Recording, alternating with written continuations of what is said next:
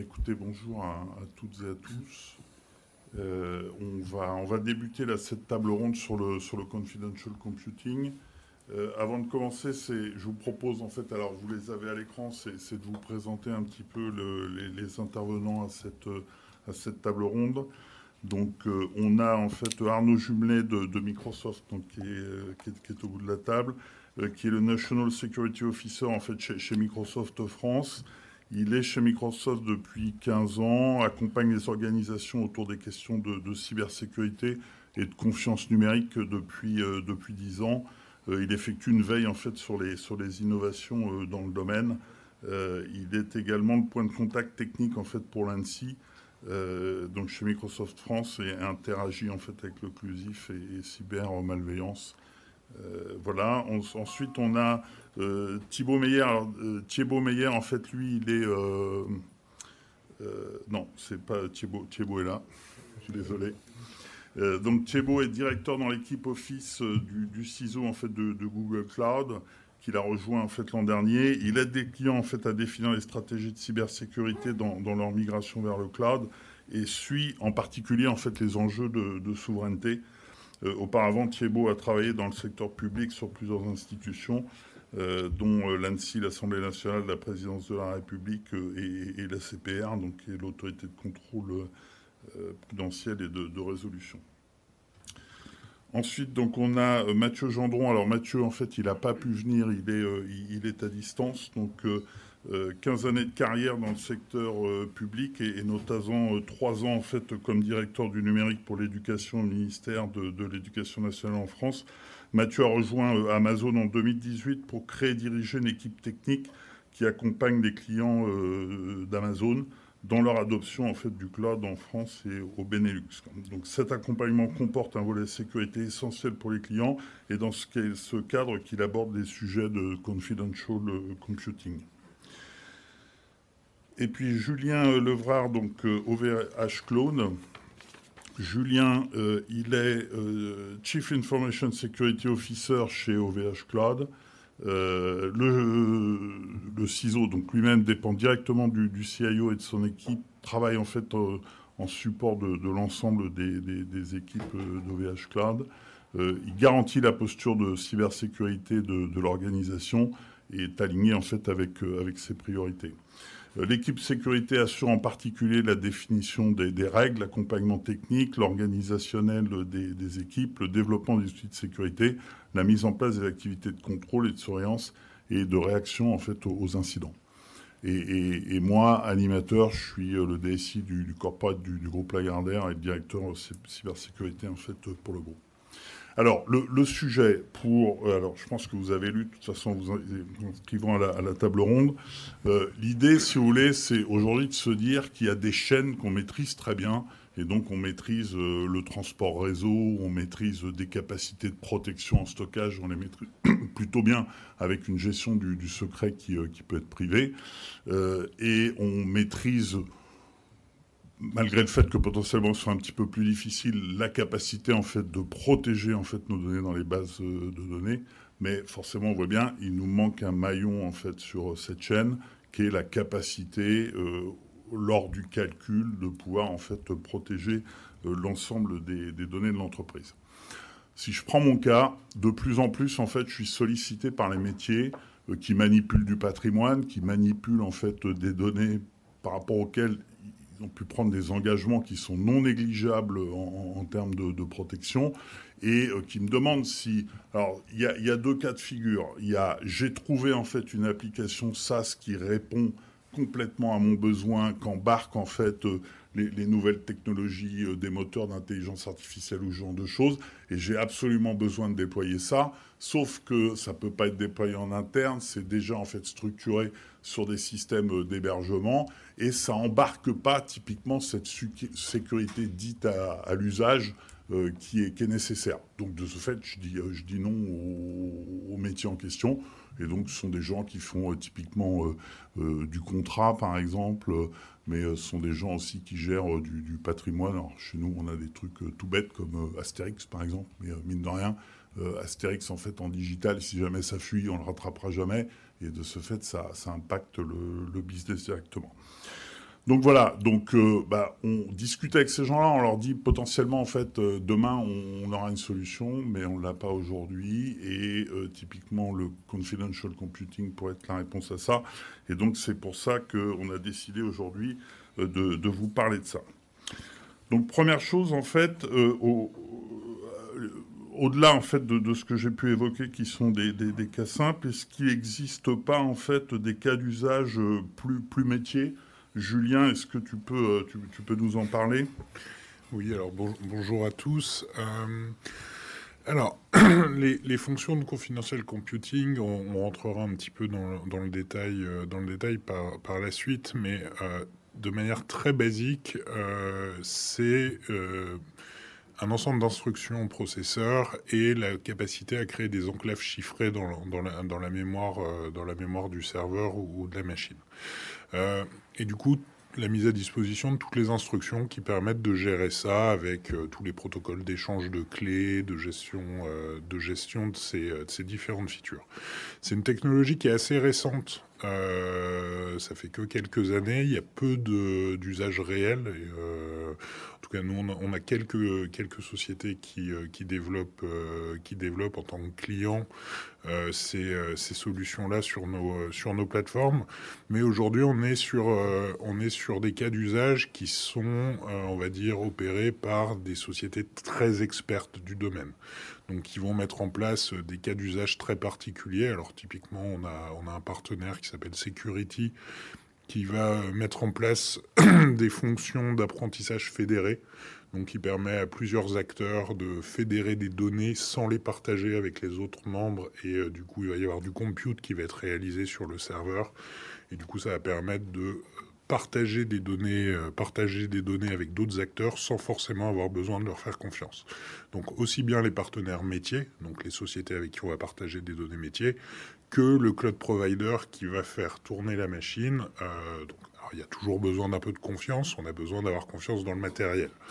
Du coup, on décale, ou en tout cas on réduit la zone de confiance dans la chaîne de valeur et dans la chaîne, dans le graphe de dépendance et le graphe IT, à certains assets qui doivent être de confiance. Forcément, il faut qu'on ait confiance dans les processeurs Intel et AMD, puisque les deux proposent des fonctions de confidential computing, mais ça permet d'avoir des points d'ancrage avec un niveau de confiance très élevé qui permettent de construire des applications métiers, des cas d'usage qui permettent de réduire des risques qu'on ne pouvait pas réduire avant quand on faisait notamment notre usage de cloud. Donc d'autres exemples, et je vous invite à lire les pages des différentes sociétés qui font ça. C'est assez technique, c'est assez complexe et c'est difficile de rentrer dedans. Mais on a des sujets de délégation de briques de blockchain, ce qu'on appelle les sidechains par exemple, qui vont dans certains cas d'usage de blockchain, où on va avoir des traitements en dehors de la chaîne principale qui vont être délégués à des briques de confidential computing. On a aussi des places de marché qui vont permettre de mettre en relation des fournisseurs de données, des fournisseurs d'algorithmes et des consommateurs de données qui n'auront pas besoin de connaître les données des autres. Donc typiquement, vous avez des données sur lesquelles vous devez appliquer un traitement. Vous avez un fournisseur qui va vous fournir un algorithme. Vous allez pouvoir donner vos données, les faire traiter par ce fournisseur qui va faire tourner son code dans une enclave sécurisée, vous sortir un résultat et du coup, il n'aura pas à partager son algorithme. Du coup, il va pouvoir préserver sa propriété intellectuelle sur le code qu'il va faire tourner et il n'aura pas non plus, lui, accès aux données que vous allez transmettre. Du coup, ça permet de segmenter les usages entre les différents acteurs d'un système d'information et de permettre de réduire certains risques. Et après, il y a des tas de cas d'usage beaucoup plus basiques, beaucoup plus simples pour avoir confiance dans des machines virtuelles, confiance dans des bases de données, faire des fonctions de chiffrement, faire des fonctions de type KMS, HSM, etc., qu'on peut développer soi-même sur les processeurs. Et j'ai envie de dire, tout est encore à inventer. Il y a quelques cas d'usage, mais aujourd'hui, le confidential computing, c'est surtout plein d'opportunités et plein de cas d'usage qui sont encore à trouver. Je crois que j'ai fait à peu près le tour de ce que je voulais dire. Du coup, Thibaut, peut-être en complément de tout ça. Ouais, je vais rajouter peut-être au moins voilà, un cas d'usage métier.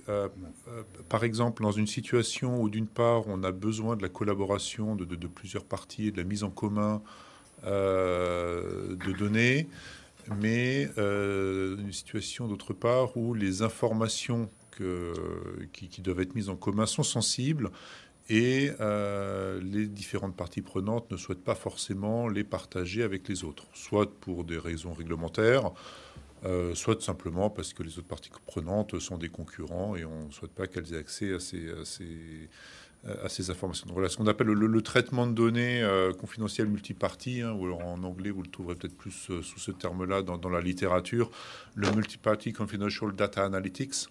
Donc c'est vraiment cette mise en commun des données sans vraiment donner un accès complet donc à la fois aux autres parties et puis également, comme l'a mentionné Julien, à celui qui opère. Donc c'est pas, par exemple, quand on pense à la lutte contre le blanchiment, tout ce qui est lutte LCB, donc c'est une des exigences, hein, pour ceux dans la salle qui travaillent dans le secteur financier, de fameux Know Your Customer. On s'aperçoit qu'un acteur qui veut blanchir une certaine somme d'argent va jouer sur différentes transactions bancaires entre différents établissements. Et si on analyse les événements qui sont liés à une seule banque, même si on a un algorithme très, très performant, c'est parfois pas toujours, rarement suffisant.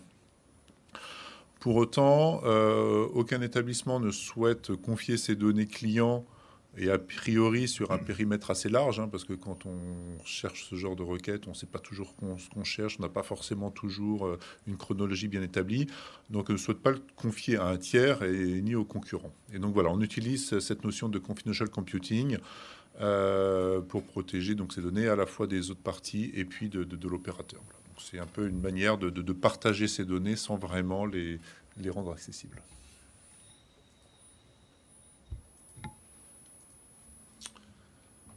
Merci bien. Désolé, en fait, on a eu du mal à récupérer Mathieu. Mathieu, tu nous entends là?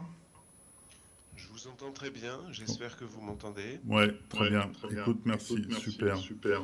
Et donc, on a parlé des cas d'usage et on arrivait en fait sur cette question avant de rentrer en fait dans le détail de la technologie.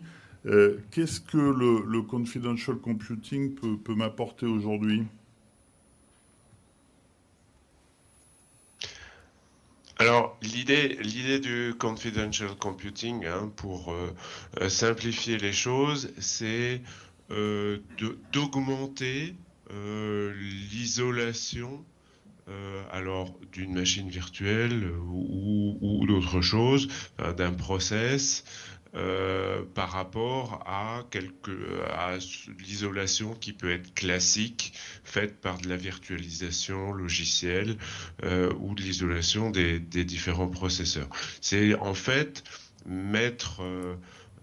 faire fonctionner ou faire porter l'isolation au niveau des couches les plus basses, au niveau du matériel et du firmware du système. Ça fait quoi? L'avantage, c'est isoler finalement ce qui se passe dans la machine par rapport finalement à l'opérateur, à l'hébergeur, au fournisseur de cloud, et c'est aussi d'isoler un process par rapport à d'autres process ou une machine virtuelle par rapport à d'autres machines virtuelles pour dans les systèmes complexes pour réduire l'impact au cas où il y ait des morceaux de logiciel qui ne se comportent pas comme prévu. Donc augmenter l'isolation en faisant porter l'isolation par le matériel et par de la cryptographie. Voilà, c'est vraiment l'idée. Et si je suis dans une architecture type edge computing, qu'est-ce qui se passe, Arnaud? Bon, on l'a vu, la partie confidential computing et le calcul confidentiel, généralement, on a commencé à l'utiliser pour la partie cloud. C'est là où on va utiliser du nouveau matériel. Je pense qu'on l'a évoqué un tout petit peu, mais derrière tout ça, finalement, on va faire confiance à du matériel. Et donc, c'est beaucoup de choses qui sont apparues depuis 2017 avec des fondeurs comme Intel ou AMD. Et on commence à avoir la même chose également du côté d'ARM sur la partie plus, on va dire, embarquée, qui est utilisée avec différentes technologies. Et ce qui est étonnant, c'est qu'il y a quand même une nécessité quand on réfléchit sur la protection de la donnée. Il n'y a pas que de la donnée, il y a également du code sur des périphériques qui n'ont pas de protection physique. C'est-à-dire que le paradoxe, c'est que la partie cloud, on a normalement une protection physique assez forte. Et on va se protéger contre d'autres risques, il y a d'autres craintes qu'on cherche à adresser. Sur la partie Edge, la problématique, c'est que on a vu, il y a eu des attaques de logiciels malveillants, je pense à Triton, qui ont détourné les flots d'exécution tout simplement de ce qui était fait dans le programme sur des infrastructures critiques. Et donc le besoin, c'est à la fois de garantir que le code, quand on va envoyer des commandes, soit le bon, mais également que les capteurs remontent les bonnes informations. Ça, c'est un premier cas d'usage. Deuxième cas d'usage, ça va être également de protéger la donnée propriété intellectuelle. Il y a de plus en plus d'actions qui sont effectuées maintenant dans la partie Edge. Il y a trop de données à processer, donc on peut pas se permettre de les envoyer dans le cloud. Et de plus en plus, on utilise des fois des modèles d'intelligence artificielle. Et donc ces modèles de machine learning, il faut les protéger. Et les fabricants sont de plus en plus intéressés à garantir que ces modèles sont bien protégés, même s'ils sont utilisés et déployés en dehors du cloud. Donc il y a cette nécessité d'avoir en fait ce type de technologie. Aujourd'hui, les fondeurs, les constructeurs sont en train de s'unir pour développer des solutions. Et c'est quelque chose qui doit être adressé au sein peut-être d'un consortium d'industriels pour avoir les premières pistes. Mais sur la partie Edge, c'est un petit peu moins avancé que la partie cloud. Ok. Comment ça marche? On sait qu'aujourd'hui, en fait, il y a deux types de confidential computing, mais quelles en sont les différences? Alors, je crois qu'on a un schéma. J'ai voulu essayer d'illustrer par un schéma. Pour essayer de vulgariser un petit peu, on a commencé à l'expliquer, mais l'objectif, finalement, c'est quand même, au départ, quand je parle de la partie cas d'usage cloud, c'est de garantir que le fournisseur cloud ne puisse pas aller inspecter les données ou interférer avec les données et le cloud. Donc c'est ça l'objectif. Et ça va consister finalement à retirer les droits de l'hyperviseur, mais également les droits d'un opérateur cloud de pouvoir interférer finalement avec les programmes. Et quand je dis programme, c'est à la fois le code et les données. Et donc pour ça, si on fait une analogie, on peut considérer finalement le cloud, un serveur qui hébergerait des machines virtuelles comme un immeuble d'appartement avec autant de colocataires qu'il y aurait de machines virtuelles. Et donc ce qu'on va chercher à faire déjà, ça va être de chiffrer finalement la mémoire vive. Donc on voit le découpage sous forme de mémoire vive. Et on va chiffrer de façon à ce que le gestionnaire du bâtiment ne puisse pas regarder ce qui se passe dans les appartements.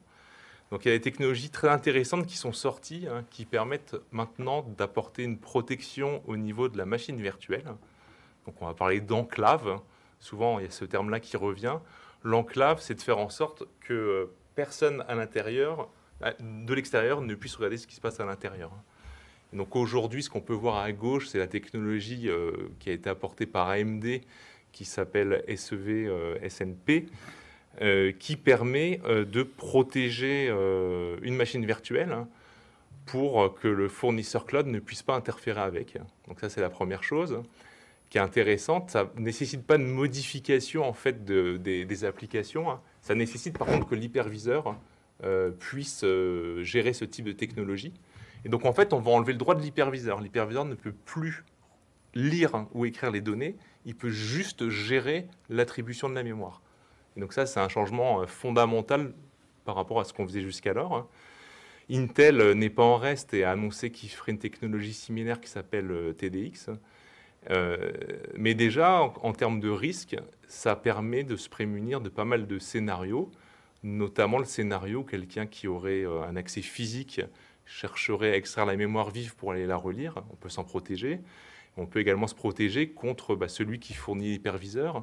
si le code n'est plus de confiance, s'il y a eu un problème sur le code, parce que l'hyperviseur devient malveillant, on va pouvoir se protéger également contre ce type d'attaque.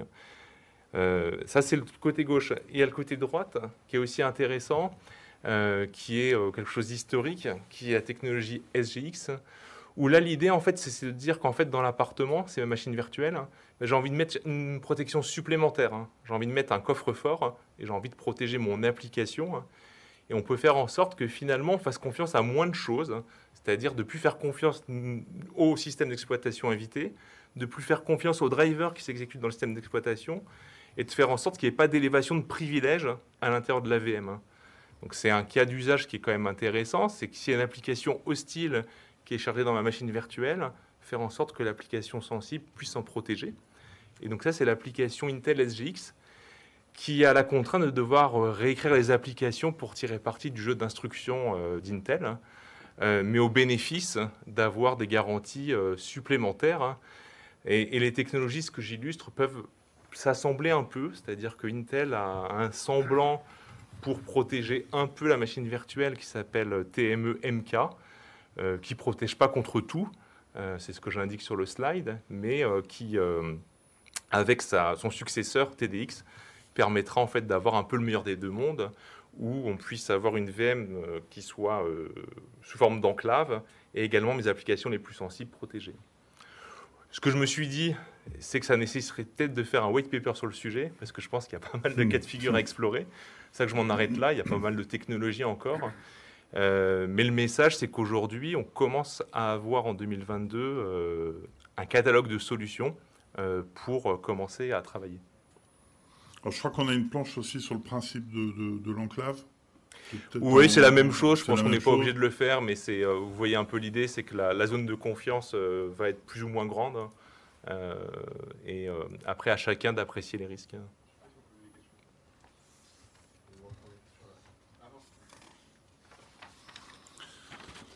Ok, on a beaucoup parlé en fait ces derniers temps là en termes de protection et de crypto, un petit peu ce que j'évoquais tout à l'heure, de capacité d'apporter en fait son propre secret, de manière à pouvoir garantir ce que j'évoquais, c'est de se dire je veux être potentiellement le seul en fait à pouvoir exploiter mes données.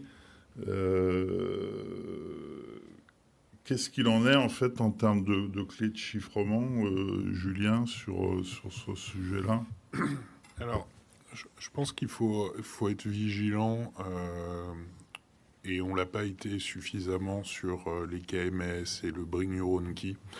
Il n'y a pas de solution magique. Aujourd'hui, il n'y a pas une solution, un déploiement qui nous permet de couvrir tous les risques où on achète telle technologie et d'un coup on est couvert et on peut faire notre business sans risque. Les principes de confidential computing, que ce soit ceux d'AMD ou de Intel, et c'est pas les mêmes primitives, mais il y en a de nombreuses en commun. En fait, on est dans la même logique.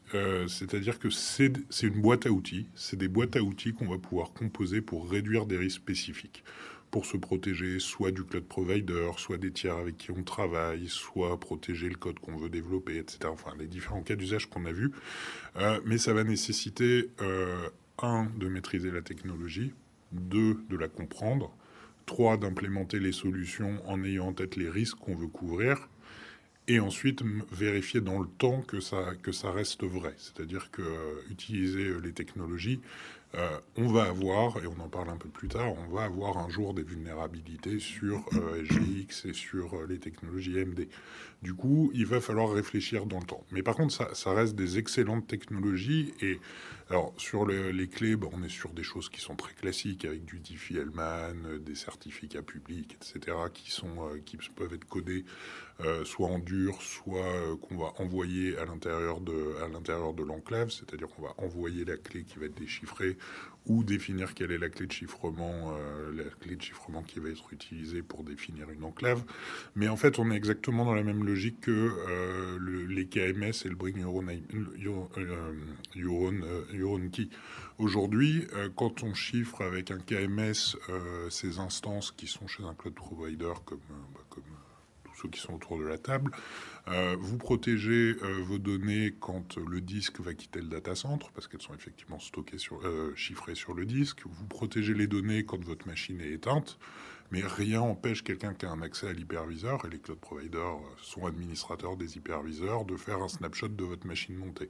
Du coup, ça ne vous protège pas de tous les risques, ça vous protège d'un certain nombre de risques. Si les risques que vous couvrez ne sont pas suffisants, il faut mettre en place d'autres briques, d'autres mécanismes, d'autres solutions. Et du coup, on n'entend pas souvent ce discours-là. De dire non, en fait on a tout un ensemble de dispositifs, il n'y en a aucun qui est parfait, il n'y en a aucun qui couvre tous les besoins, et d'ailleurs on n'en a pas toujours besoin.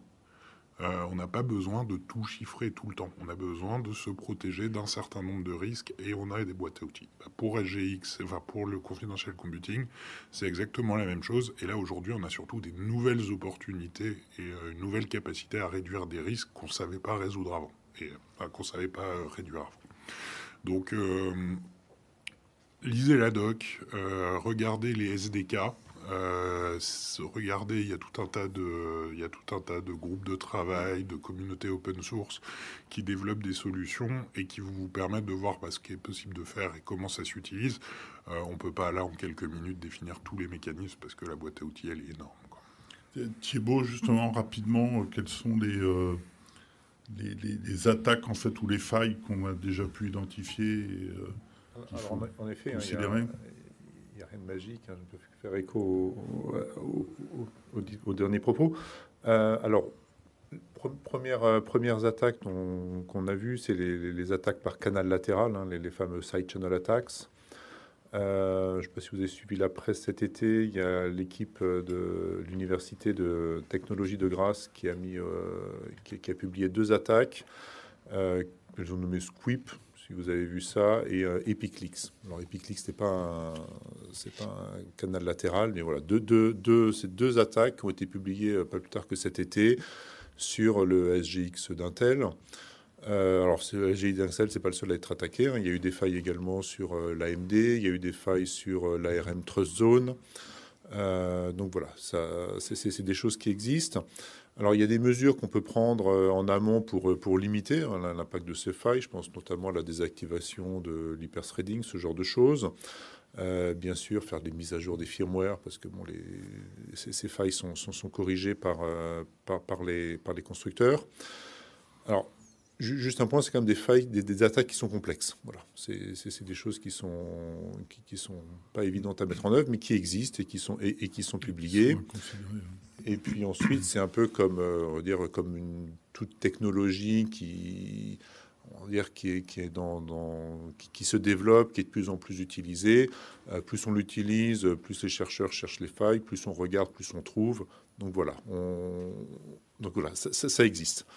Et puis ensuite, je dirais peut-être de manière plus générale, dès qu'on touche à la cryptographie, il faut être extrêmement prudent et prendre beaucoup de précautions. Mathieu, les risques qu'on identifie comme étant pas couverts aujourd'hui, quels sont-ils ? Effectivement, à partir du moment où on va créer finalement une zone protégée, une enclave, ou voilà, on va pas forcément, ou une isolation forte, on va pas forcément résoudre tous les soucis.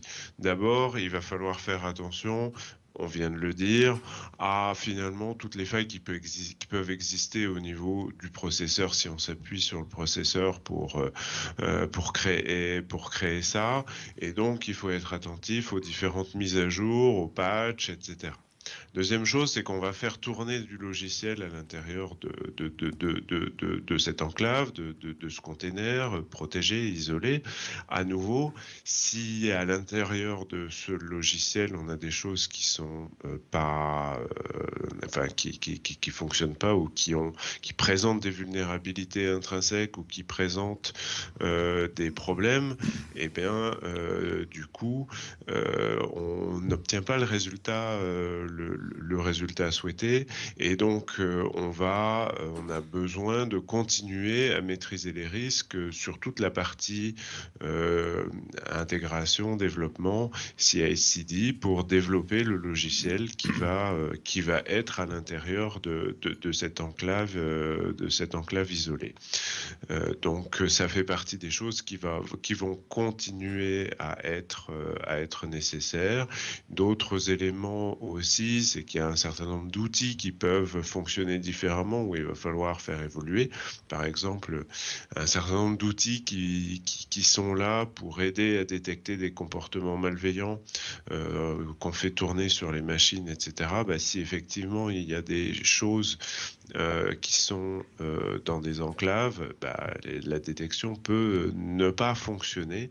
Donc il faut être attentif à ce genre de choses. Bref, je rejoins les collègues qui disent de toute façon, il faut faire une analyse de risque et regarder, le confidential computing va renforcer le niveau de sécurité sur un certain nombre de points, mais il n'y a pas de magie. La sécurité à 100% et avec zéro risque, ça n'existe pas. Donc il s'agit effectivement de renforcer, de monter les barrières sur un certain nombre de sujets pour répondre à des objectifs de sécurité. Ok. Julien, l'application SaaS dont je parlais tout à l'heure, en fait, quelque part, je la posais sur du confidential computing. C'est quoi la trajectoire ? Alors, il y a plusieurs manières de rentrer dans le confidential computing. Alors, la plus simple, et ça c'est disponible tout de suite, vous sortez votre laptop, vous commandez un serveur Advance 2 chez OVH et vous pouvez activer en 3 clics d'API la fonction. Bon, va falloir installer le SDK, va falloir quand même faire un petit peu de travail. Mais aujourd'hui, c'est quelque chose qui est disponible tout de suite. C'est pas difficile, il n'y a pas de... c'est accessible et chez nos concurrents, c'est la même chose. Vous pouvez disposer d'un environnement de confidential computing très simplement et vous pouvez déployer des SDK, des primitives, des librairies qui vous permettent d'exploiter la technologie. Après, là où il n'y a pas encore énormément de cas d'usage, c'est les éditeurs de solutions plus riches, plus complexes, qui intègrent les fonctionnalités qu'utilise le confidential computing pour apporter de la sécurité supplémentaire. Il y en a quelques-uns qui ont commencé à sortir des features. Il y a Fortanix, il y a VMware, il y a Red Hat qui a sorti aussi un produit qui permet de faire ça. Du coup, il y a un certain nombre d'éditeurs qui commencent à sortir des fonctions de confidential computing qui permettent d'utiliser ces fonctionnalités sur les processeurs. Du coup, si vous avez un serveur avec ce processeur, avec le bon processeur, vous pouvez déployer ces technologies et en profiter relativement facilement puisque vous n'aurez pas à tout redévelopper. Et enfin, la dernière manière d'utiliser du confidential computing, c'est de s'appuyer sur des gens qui connaissent bien cette technologie et qui vont le déployer as a service. Alors, j'ai pris un exemple tout à l'heure qu'un de nos clients, mais des sociétés qui fournissent des solutions de PaaS qui intègrent des briques de confidential computing, il y en a plusieurs, et qui du coup vont vous proposer des primitives en PaaS ou en SaaS qui vont vous permettre de déployer des cas d'usage métier de confidential computing, d'apprentissage fédéré, etc. Ça va pas être hyper trivial, mais ça va être beaucoup plus simple parce que ça sera complètement intégré par une société dont c'est le métier de vous rendre la vie facile. Du coup, je dirais c'est les 3 moyens de commencer à travailler dessus, à travailler avec ces fonctionnalités. Mais c'est accessible tout de suite. Vous pouvez, en sortant de la salle, commencer à jouer avec. D'accord. Et Arnaud, est-ce qu'aujourd'hui il existe des accélérateurs en fait qui peuvent nous accompagner dans cette transition ? Il y a pas mal d'accélérateurs disponibles. Je pense pour les applications déjà dites on-prem où on n'a pas envie de redévelopper le code. Aujourd'hui, on peut faire du lift and shift de machines virtuelles en utilisant les technologies AMD par exemple. Ça, c'est possible. Alors, c'est possible avec des conditions. C'est que, comme on l'avait dit tout à l'heure, pour que ça puisse fonctionner, il faut que à la fois l'hyperviseur soit compatible, mais également que le système invité le soit. Et aujourd'hui, les systèmes invités qui peuvent fonctionner dans ce mode-là, ils sont autour de Ubuntu la 20.04, un Windows Server 2019-2022. Mais si on est dans ces cas d'usage, on peut fonctionner. On a également, pour les domaines des nouvelles applications dites cloud native, on peut fonctionner sous forme de conteneurs confidentiels maintenant. On a des orchestrateurs Kubernetes qui fonctionnent avec des nœuds traditionnels et des nœuds confidentiels. Et on va pouvoir faire des architectures de ce type. On a des accélérateurs qui permettent maintenant de prendre un conteneur et de le mettre sur un nœud confidentiel, avoir les garanties qu'on a pu avoir juste avant. Il y a également tout ce qui est machine learning. Aujourd'hui, les runtime Onyx, pour faire de l'inférence de modèles, peuvent tourner sous forme d'enclave. On a un runtime Onyx en fait, qui tourne sous forme d'enclave sous SGX sans rien redévelopper. On a également maintenant des GPU qui peuvent faire du calcul confidentiel. NVIDIA a sorti des GPU qui peuvent faire justement de l'entraînement. Et puis après, derrière, les gens qui veulent vraiment aller plus loin, on a commencé à toucher du doigt un petit peu le côté, il y a des failles, et donc il faut surveiller les firmwares, etc. Il y a des services d'attestation, en fait, qui permettent de s'assurer que quand je vais déployer mon code et mes données, que le matériel derrière le supporte bien, qu'il soit bien authentique et qu'il soit au bon niveau de patch et de firmware. Et ça, les accélérateurs, c'est qu'il y a des fois des services d'attestation as a service qui sont disponibles, qui vous permettent en fait d'envoyer une attestation et puis vous avez le retour comme quoi le matériel est bien authentique et à tel et tel niveau de patch. Mais on peut également développer ses propres services d'attestation. Et sur ça, il y a des librairies open source.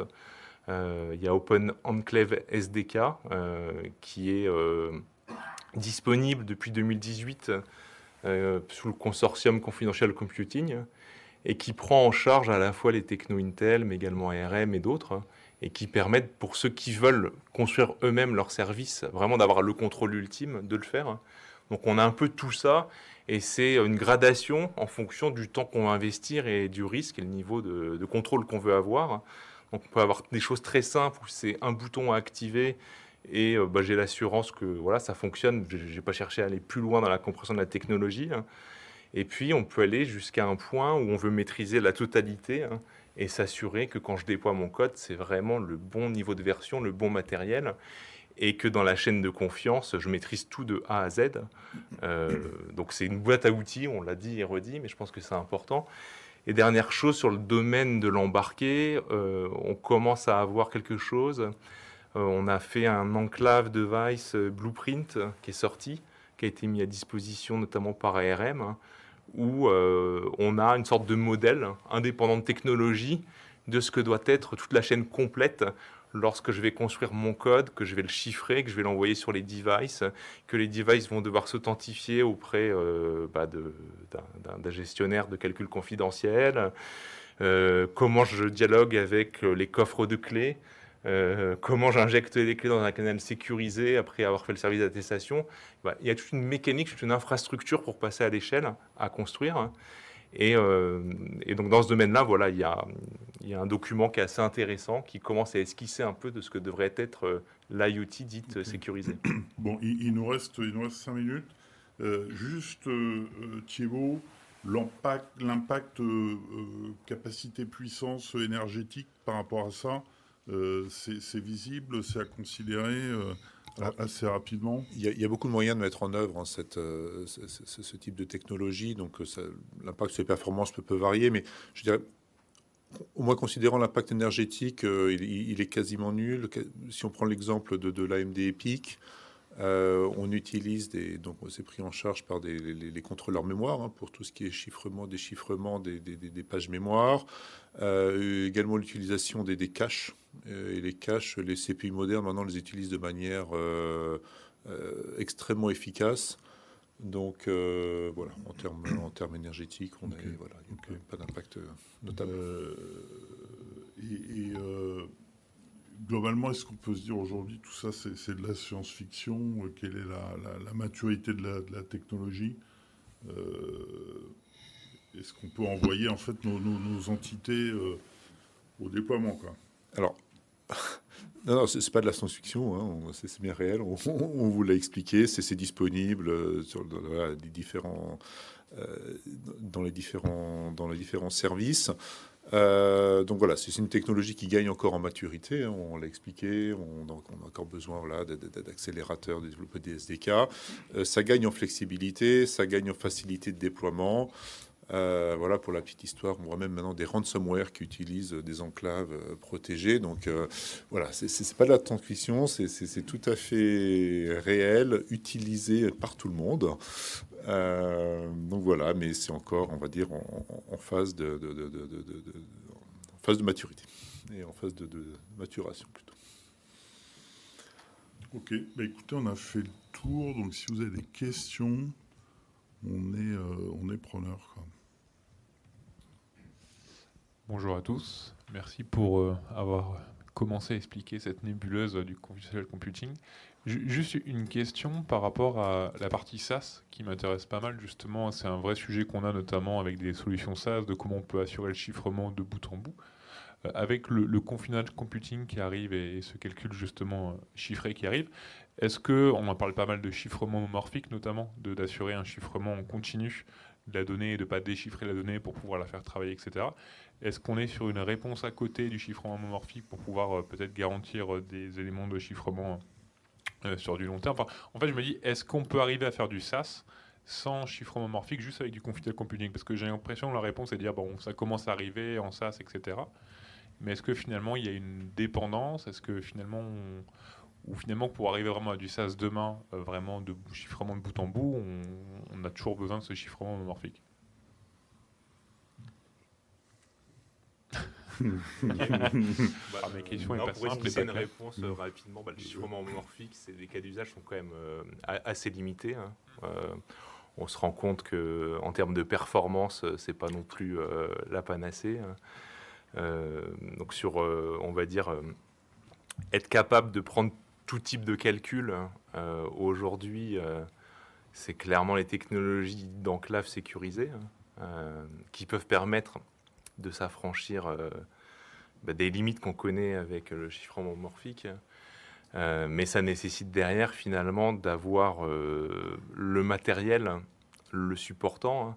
Et donc, c'est vrai, quand on parle de SaaS, par exemple, ça veut dire que celui qui offre le service, il doit finalement renouveler l'ensemble de sa flotte de serveurs pour être à l'état de l'art sur des générations, les dernières générations, que ce soit AMD ou Intel. Et pour certains cas de figure, ça veut dire aussi avoir des systèmes invités si on est sur des machines virtuelles qui sont compatibles, ou tout simplement redévelopper des fonctionnalités.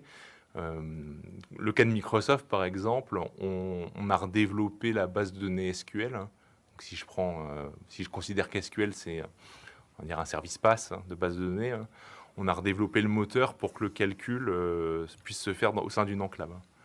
Et donc aujourd'hui, on a un SQL Server dit Always Encrypted, où le traitement se fait dans des enclaves. Et donc ça veut dire que le service PaaS qu'on propose s'exécute sur du matériel Intel seconde ou troisième génération, afin d'apporter ces garanties. Mais pour y arriver, on a dû redévelopper le moteur et faire en sorte qu'il tire parti. Donc ça prend du temps en fait. Donc c'est pas impossible. C'est juste qu'aujourd'hui, la technologie elle est là. Maintenant, il faut qu'elle soit adoptée et qu'elle puisse derrière. Mais ça veut dire un investissement en temps et puis un investissement matériel pour que tout ça arrive. Donc c'est plutôt une question de temps, je pense. L'analogie qu'on voit souvent, c'est TLS. Aujourd'hui, ça ne va pas de soi que les communications soient plus chiffrées quand c'est sur le réseau. On est un peu dans cette vague-là. Peut-être que dans 5-10 ans, on sera dans un mode où, par défaut, c'est chiffré en cours d'utilisation. Mais le chiffrement homomorphe a des intérêts, mais malheureusement, il a pas mal de limites qui font que... voilà. Oui, bonjour, merci pour cet exposé très, très éclairant. J'ai deux petites questions. Une première, c'est que, donc là, on est sur du chiffrement, donc il y a forcément une gestion des clés qui, du coup, deviennent quand même un petit peu plus, encore plus critiques, je dirais. Donc, est-ce qu'il y a une façon de gérer les clés différentes dans ce mode-là? Et même si on est déjà sur des technologies quand même plutôt de pointe, puisqu'on voit qu'Intel va sortir des choses, donc on est déjà quand même au top du top et ça s'applique pas à tous les cas d'usage. Le fait qu'il y a des sujets en table ronde là-dessus aussi, sur le risque post-quantique, c'est-à-dire le fait que on ait des ordinateurs quantiques qui permettent de casser tout ça. Est-ce que c'est une opportunité d'aller plus loin dans la démarche, ou est-ce que ça risque de la remettre en cause? Faut peut-être se poser la question. Non, faut se poser la question, c'est quoi le risque post-quantique finalement? C'est d'avoir des capacités de calcul qui font qu'en fait, voilà. Et donc en se posant la question, c'est de se dire, finalement, dans toutes ces technologies, on est sur du chiffrement traditionnel, donc chiffrement, on va dire, symétrique. La mémoire vive, quand on parlait de contrôleurs mémoire, ils vont utiliser des clés de type AES 128 bits, par exemple. Et aujourd'hui, on sait que les ordinateurs quantiques n'ont pas un avantage significatif pour casser les algos symétriques. On reste sur quelque chose de similaire. Par contre, sur la partie asymétrique, ça va poser potentiellement plus de problèmes. Ce n'est pas encore une menace sérieuse, mais ça pourrait le devenir le jour où on a des machines avec un certain nombre de qubits parfaits ou imparfaits. On en est quand même assez loin de l'état de l'art, en fait, d'avoir cette... mais le jour où, effectivement, on aura ces qubits parfaits, ça pourra poser souci. Pour vous donner un ordre de grandeur, j'en parlais avec un collègue récemment. Il me disait que le ratio entre qubit imparfait et parfait, c'est à peu près de l'ordre de 1000. Donc il faut 1000 qubits imparfaits pour obtenir un qubit parfait. Or, aujourd'hui, il n'y a aucune machine à qubit parfait, ça n'en a pas. Et en qubit imparfait, on est plutôt autour d'une centaine. Maintenant, pour casser une clé de 2048 bits en RSA, il faudrait doubler le nombre de qubits. Il faudrait avoir 4096 qubits dits parfaits pour y arriver. Donc ça ne veut pas dire que c'est impossible, on va y arriver. Mais pour l'instant, voilà, la menace, elle n'est pas encore sérieuse. Les enclaves sécurisées, on va pouvoir faire tourner du C, du C++, du Python, etc. Du coup, on peut faire tourner un algorithme pré-quantique ou un algorithme post-quantique. Ça, absolument. Ouais. Mais là aujourd'hui, les algorithmes post-quantiques, les ordinateurs pré-quantiques pourront les faire tourner. D'ailleurs, c'est des simulations sur du pré-quantique parce que la machine n'est pas encore là. Quelque part. Sur la gestion des clés, est-ce qu'il y a une approche différente? Non, il n'y a pas d'approche différente. On reste sur des mécanismes qu'on connaît avec les PKI. Et donc on a... dans les racines de confiance qui sont gravées dans les processeurs, on a des clés qui sont également certifiées par d'autres clés. Donc il y a toute une hiérarchie de clés qui sont mises en place.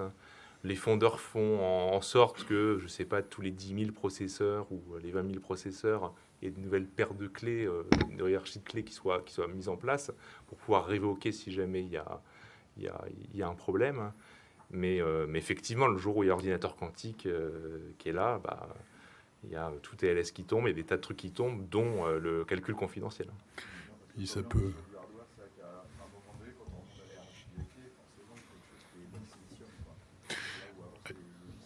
Puis ça peut arriver que des fondeurs perdent le contrôle de leur code source. On prend une toute dernière question. Je vais faire vite.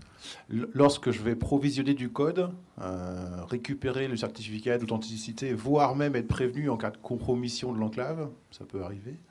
Finalement, est-ce que tout ça, je peux le faire sans passer par un service sous contrôle du provider?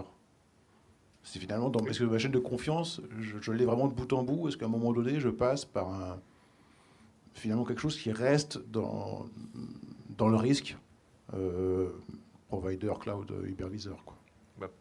Pour aller plus vite, il y a des services d'attestation qui sont parfois fournis. Ils peuvent être fournis par le cloud provider. Mais on peut également tracer sa route soi-même et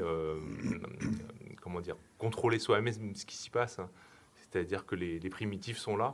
On peut les instrumenter localement ou à distance pour récupérer des preuves et vérifier les preuves. Donc, c'est-à-dire que si l'entreprise veut jouer le rôle de vérificateur, elle peut le faire. Hein. Si elle a la compétence pour développer ce qui va bien et suivre l'état de l'art. Hein. Parce qu'on parlait de failles, hein. Des fois il y a des vulnérabilités. Hein. Il va falloir suivre la littérature pour se dire AMD, il y a eu telle faille, ils l'ont corrigé avec telle version de firmware. Hein. Donc d'avoir son tableau de correspondance. Et quand je vais dialoguer avec le matériel, de se dire ok, je suis dans la bonne version. Hein. C'est une expertise qu'on peut faire soi-même si on le souhaite. Hein. Mais on peut également la déléguer à un tiers qui peut offrir ce service sous forme de service SaaS. Mais ça peut être également le cloud provider qui fournit ce service. C'est selon, mais on peut tout à fait effectivement ne pas dépendre et sortir de l'équation le fournisseur de services cloud, notamment sur la partie attestation, qui est quelque chose qu'il faut à un moment donné considérer. C'est vraiment en fonction de la maturité du client, parce que c'est vrai que plus on regarde la technologie, plus on se pose de questions, hein, de savoir où je fais confiance à quoi. Mais au final, oui, aujourd'hui, on peut retirer complètement le fournisseur cloud. Arnaud, Julien, Thibaut, Mathieu, je vous remercie. Je voulais aussi remercier en fait Wavestone et typiquement Jérôme, parce que l'idée vient de là, et je pense que c'était vraiment hyper pertinent en fait de faire une première séance autour du sujet. Et je vous donne rendez-vous l'année prochaine pour un point d'avancement autour de cette techno. Merci bien. Merci. Merci.